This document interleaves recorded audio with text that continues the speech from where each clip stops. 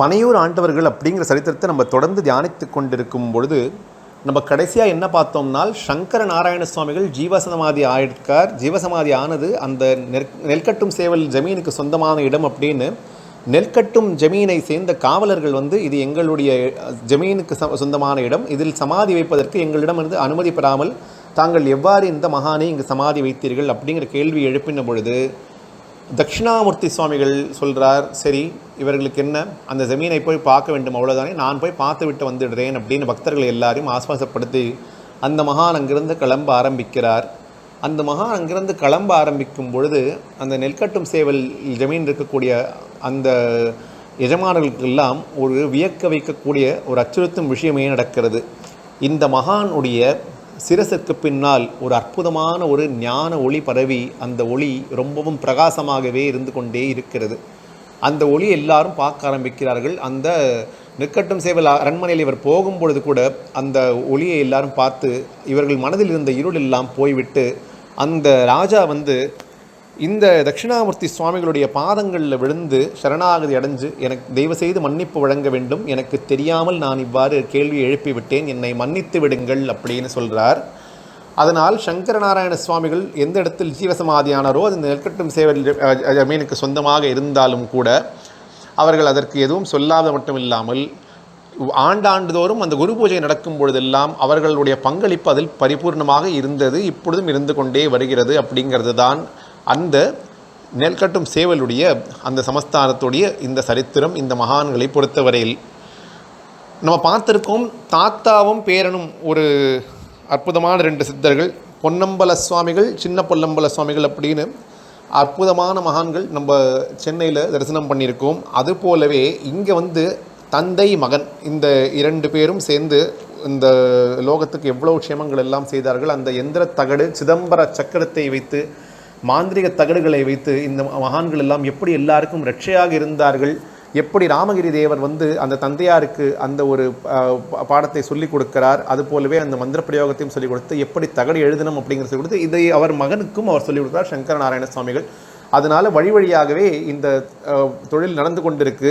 இவர்கள் இதை சேவையாகவே செய்கிறார்கள். பக்தர்களும் அவர்களான அந்த இயன்ற உதவிகளை செய்து கொண்டு வருகிறார்கள். இப்பொழுது சங்கரநாராயண சுவாமிகள் ஜீவசமாதி ஆனதுக்கு பிறகு அந்த பகுதியை காப்பாற்றக்கூடிய பொறுப்பு முழுக்கவும் தட்சிணாமூர்த்தி சுவாமிகள், அதாவது அவருடைய 4வது மகன், எப்படி அவருடைய குரு சொல்லி கொடுத்தார் அல்லவா, 4வது மகனே உனக்கு சீடனாக அமைவார் அப்படின்னு சொல்லி அந்த தட்சிணாமூர்த்தி சுவாமிகளும் இப்பொழுது அந்த பரிபாலனை செய்ய ஆரம்பிக்கிறார். இப்பொழுது அவர் பனையூரில் இருக்கார். பனையூரில் பல பல அற்புதங்கள் அவர் செய்து காமிக்கிறார். அவர் ஒரு சிறந்த சித்த புருஷர் அப்படின்னு எல்லாருக்கும் அந்த தாயத்தை மந்திரித்து கொடுக்கிறார், சிதம்பர சக்கரத்தை கொடுக்கிறார். இது போன்ற பல பல அற்புதமான விஷயங்களை எல்லாருக்கும் எடுத்துக் கொடுக்கிறார், பிணிகளை தீர்த்து கொண்டிருக்கார். குறிப்பாக அவர் செய்த வியக்க வைக்கக்கூடிய அற்புதங்களை எல்லாம் இப்பொழுது பார்க்குறோம். சித்தர்கள் எல்லாமே கைவந்த கலை எது அப்படின்னு பார்த்தோம்னா ரசவாதம், அதாவது செப்பை தங்கமாக மாற்றக்கூடிய ஒரு அற்புதமான சித்து. இது இந்த மகானுக்கு எப்பொழுதும் கைவரப்பெற்றதாகவே இருந்தது. இந்த மகானை சோதிக்க வேண்டும் அப்படின்னு நினைத்த இன்னொரு அன்பர் என்ன பண்ணுறார் அப்படின்னால், புனிதவதி அம்மாள் அப்படின்னு இந்த மகானுக்கு எப்பொழுதுமே உணவு கொடுப்பதற்கு ஒரு அம்மா கொண்டே இருப்பாள். அந்த அம்மா நெல்லையிலேருந்து வரும்பொழுது நெல்லையை சேர்ந்த ஒரு அன்பர் என்ன பண்ணுறாருன்னா, இந்த அம்மா கிட்டக்க பாதி செப்பு காசை பாதி தங்கமாக மாற்றி இவர் அந்த தட்சிணாமூர்த்தி சுவாமிகள் கிட்ட போய் இதை கொடுத்துரு அப்படின்னு சொல்லி அவர் சொல்கிறார். இந்த புனிதவதி அம்மா இந்த தட்சிணாமூர்த்தி சுவாமிகள் கிட்டக்க அந்த பாதி செப்பு பாதி தங்கத்தாலான காசு அப்படியே கொடுக்கும் பொழுது தட்சிணாமூர்த்தி சுவாமிகள் சிரிக்கிறார். சிரிச்சுட்டு அந்த நபருடைய பேரை சொல்லி அவர் தானே இந்த தங்க காசு உனக்கு கொடுத்தது அப்படின்னு சொல்கிறார். அப்போது அந்த அம்மையாரும் ஆமாம் அப்படின்னு சொல்கிறார். சுவாமி, தாங்கள் எனக்கு ஒரு ரட்சை செய்து தர வேண்டும், என்னுடைய குடும்பத்துக்கு நீங்கள் எப்பொழுதுமே காவலாக இருக்க வேண்டும் அப்படின்னு தட்சிணாமூர்த்தி சுவாமிகளை அந்த அம்மா வேண்டிக் கொள்கிறார். தட்சிணாமூர்த்தி சுவாமிகள் அவ்வாறே ஆகட்டும் அப்படின்னு சொல்லி குரு பூஜை நடக்கிறதல்லவா, அந்த சித்திரை மாதம் 20வது நாள் எப்பொழுது ராமகிரி சுவாமிகள் பொதிகையிலிருந்து பனையூருக்கு வந்தாரோ, சங்கரநாராயண சுவாமிகளுக்கு வாக்கு கொடுத்தது போல் அதுதான் அங்கு குரு பூஜையாக கொண்டாடப்பட்டு வரக்கூடிய விஷயம் அல்லவா. அந்த குரு பூஜையில் தாங்கள் அன்னதானம் செய்யுங்கள் அப்படின்னு சுவாமிகள் அன்னைக்கு அனுகிரகம் கொடுத்தது. இன்னைக்கு வரைக்கும் 154 வருடங்களாக அந்த அன்னதானம் சிறப்பாக நடந்து கொண்டு வருகிறது. இந்த புனிதவதி அம்மா வழி வந்தவர்கள் இன்றைக்கும் அந்த சேவையை அற்புதமாக செய்து கொண்டிருக்கிறார்கள் அப்படின்னு சொன்னால் தட்சிணாமூர்த்தி சுவாமிகள் தன் ரசவாத சக்தியை எடுத்து காமிச்சதுக்கு இது ஒரு உதாரணம். மாங்கனி காத்த மகான் அப்படிங்கிற பேரும் இவருக்கு இருக்குது. என்ன ஆகிறது அப்படின்னால், இன்னொரு பெண் பக்தை இருக்கா. அந்த பெண் பக்தை இந்த மகானுக்காக அற்புதமான மாம்பழங்கள் எல்லாம் ஒரு மூட்டையில் கட்டி எடுத்துட்டு வரார். இரவு ஆனதுனால அங்கே பக்கத்தில் கூடிய ஒரு கிராமத்தில் தங்க ஆரம்பிக்கிறார் இந்த அம்மா.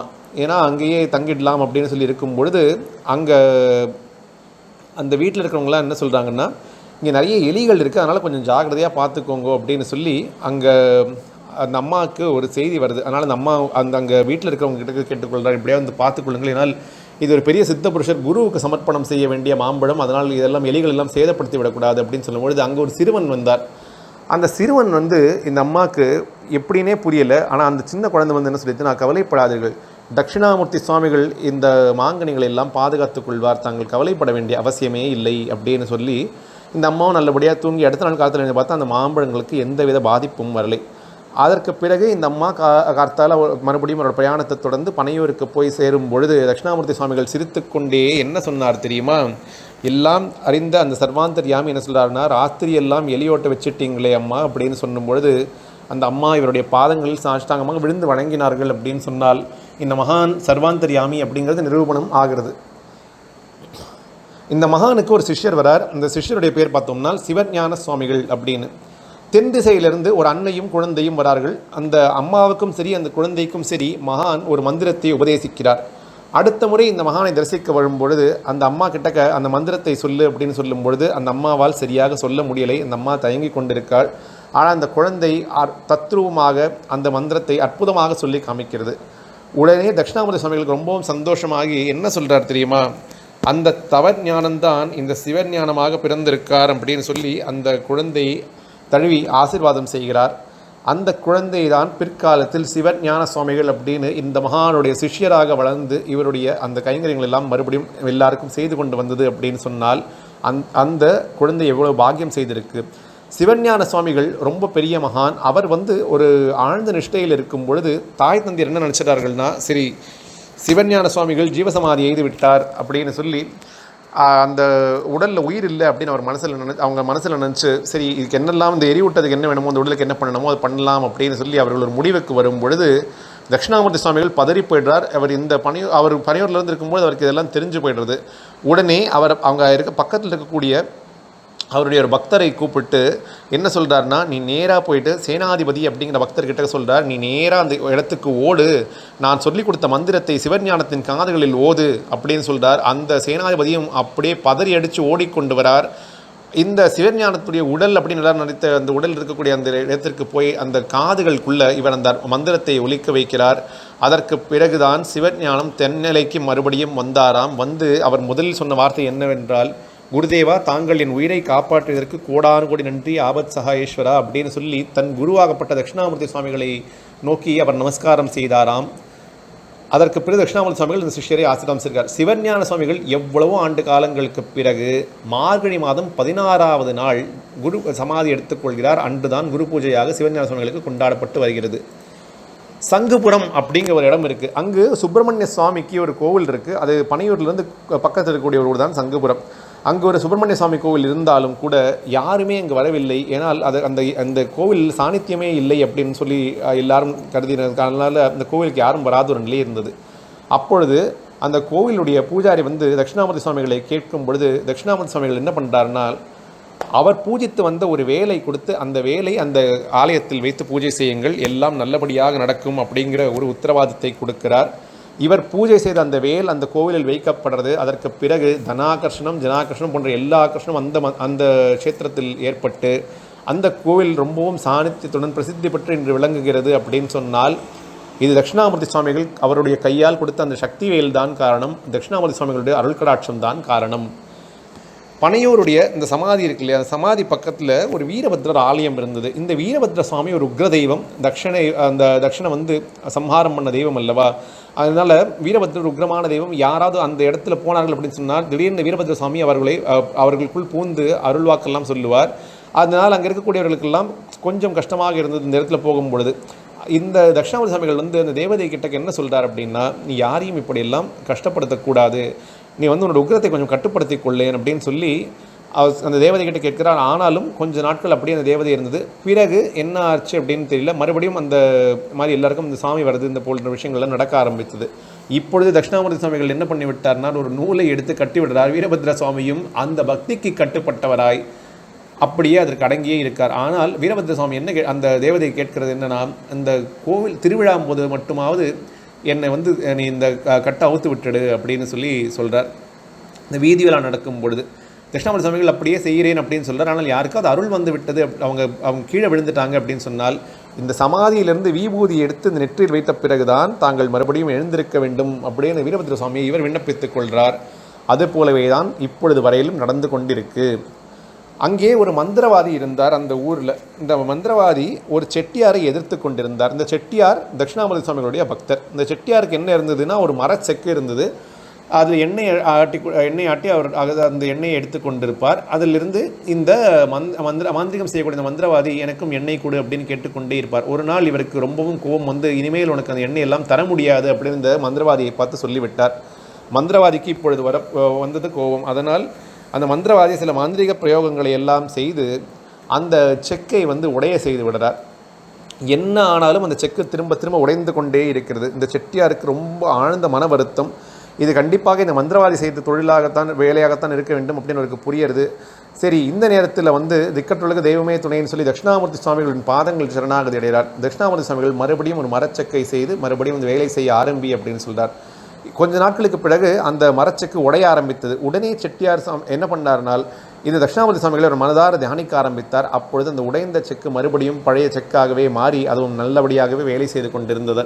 செட்டியாருக்கு மிகவும் சந்தோஷம். அப்படியே அவர் அங்கிருந்து அந்த ஒடுக்கத்துக்கு ஓடி வந்தார். ஒடுக்கம் அப்படிங்கிற இடத்துல தான் தட்சிணாமூர்த்தி சுவாமிகள் உட்கார்ந்து கொண்டிருப்பார். அங்கே வந்து இந்த மகானை நமஸ்காரம் செய்து, உங்களுடைய அருட்கடாட்சத்தால் அந்த செக்கு உடையவே இல்லை அப்படின்னு சொல்லி தாங்கள் என்னை காப்பாற்றி விட்டீர்கள் அப்படின்னு சொன்னார்.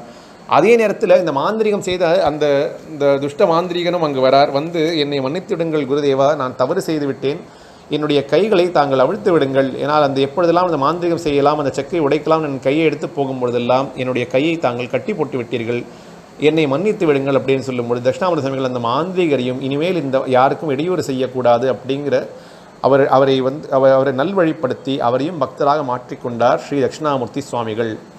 செல்லியம்மன் கோவில் அப்படின்னு பனையூர் பக்கத்தில் ஒரு கிராம தேவதை இருக்குது. பௌர்ணமி பூஜை போதெல்லாம் இந்த தட்சிணாமூர்த்தி சுவாமிகள் பௌர்ணமி பூஜையை முடித்துவிட்டு செல்லி அப்படின்னு கூப்பிடுவாராம். அப்பொழுது ஒரு சின்ன குழந்தை, பெண் குழந்தை ஓடி வருவான். அந்த கையில் வந்து நிறைய பூச்செண்டெல்லாம் வச்சுட்டு இருக்குமா, அவங்க திரும்ப ஓடி போயிடுமா. என்ன பண்ணுவாங்களாம், அந்த மல்லிப்பூச்செண்டை அப்படியே எடுத்துகிட்டு வருமா. இந்த மல்லிப்பூச்செண்டை வந்து எங்கேருந்து எடுத்துன்னு வரா இந்த அம்மா அப்படின்னு பார்த்தா, அந்த பூமாதேவியே, சாட்சாத் பூமாதேவி இந்த செல்லியம்மன் ரூபத்தில் வந்து இந்த யோகிக்கு கொடுத்து விட்டு போகும் அப்படின்னு சொன்னால், இந்த தட்சிணாமூர்த்தி சுவாமிகள் அப்படிங்கிற மகான் எப்பேற்பட்ட ஒரு பெரிய சித்த புருஷர் அப்படிங்கிறத நம்ம யோசிக்க வேண்டியது இருக்குது. இந்த தட்சிணாமூர்த்தி சுவாமிகளும் தன் தந்தையாரை போலவே சமாதி எங்கே வைக்க வேண்டும் அப்படின்னு சொல்லிட்டார். தன் தந்தையோட சமாதி பக்கத்திலே அருகாமையிலே தான் வைக்க வேண்டும் அப்படின்னு சொல்கிறார். 1890ஆம் ஆண்டு கார்த்திகை மாதம் 27வது நாள் அமாவாசை திதி அன்னைக்கு அவர் நிஷ்டையில் போகிறதுக்கு முன்னாடி என்ன சொல்கிறார்னா, நான் ஜீவசமாதிக்கு போன 40வது நாள் இங்கு ஒரு புற்று வரும், அந்த எறும்பு புற்று வந்து கொண்டே இருக்கும், அந்த எறும்பு புற்றை தாங்கள் எதுவும் செய்து விடாதீர்கள் அப்படின்னு சொல்லி அவர் ஜீவசமாதி எடுத்துன்றார். அதுபோலவே அங்கே ஒரு எறும்பு புற்று படர ஆரம்பித்து அது போலவே வளர்ந்து நின்று கொண்டிருக்கிறது அப்படின்னு சொன்னால், அந்த புற்று மண் எல்லா வியாதிகளையும் குணப்படுத்துறது அப்படிங்கிறது ரொம்ப பெரிய அதிசயமாக இருக்குது. இத்துடன் பனையூர் சங்கர நாராயண சுவாமிகள் மற்றும் தட்சிணாமூர்த்தி சுவாமிகள் அப்படிங்கிற தந்தை மகன் ஆக வாழ்ந்து இந்த உலகத்துக்கெல்லாம் குருவாகவே வாழ்ந்து எல்லாருக்கும் அந்த மாந்திரிக தகடின் மூலம் பல நன்மைகளை செய்து எல்லாருடைய வாழ்க்கையும் உயர்ப்பித்து பல அற்புதங்களை செய்து காமித்து இந்த நெற்கட்டும் சேவல் பக்கத்தில் இருக்கக்கூடிய இந்த அற்புதமான க்ஷேத்திரத்தில் இருக்கக்கூடிய இந்த மகான்களின் பாதங்களை நாம் தொட்டு வணங்கி இப்பொழுது பேசப்பட்ட வார்த்தைகள் அனைத்தையும் கோமதி அம்பிகையின் பாதங்கள் சமர்ப்பணமாக வைத்து இந்த பனையூர் ஆண்டவர்கள் அப்படிங்கிற பகுதி இந்த பதிவுடன் நிறைவு பெறுகிறது அப்படின்னு கூறி இப்பொழுது பேசப்பட்ட வார்த்தைகள் அனைத்தையும் கோமதி அம்பிகையின் பாதங்கள் சமர்ப்பணமாக வைத்து நிறைவு செய்கிறோம். ஓம் நமோ வெங்கடேசாய.